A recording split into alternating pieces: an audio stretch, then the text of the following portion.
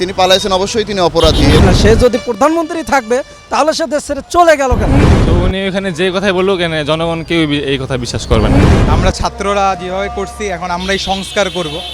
ওই যে বিকল্পকে তুমি আমি আমরা এই বিকল্প ওই আপনার থেকেই শুরু করেন, আমার থেকেই শুরু করি, ইনশাল্লাহ দেশ অনেক এগিয়ে যাবে। আমাদের যখন শেষ আন্দোলনটা হয় এক দফের আন্দোলনটা, তো ওখানে আমরা দেখতে পাচ্ছি যে উনি দেশ ত্যাগ করছেন, কিন্তু সেনাবাহিনীরাও পরে স্বীকার করছে যে উনি পদত্যাগ করার পরে উনি দেশ স্বীকার করছে আর কি, দেশ ত্যাগ করছে।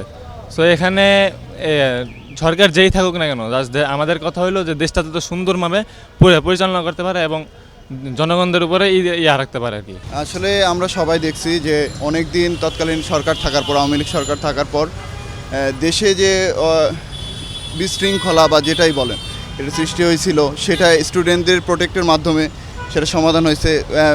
তিনি যখন দেশ ছেড়ে পালাইছে, তিনি পালাইলেন কেন? তিনি যদি ভালোই থাকেন বা তিনি যদি ভালো হইতেন তাহলে পালাইলেন কেন? তিনি সৎ সাহস নিয়ে দেশেই থাকতেন।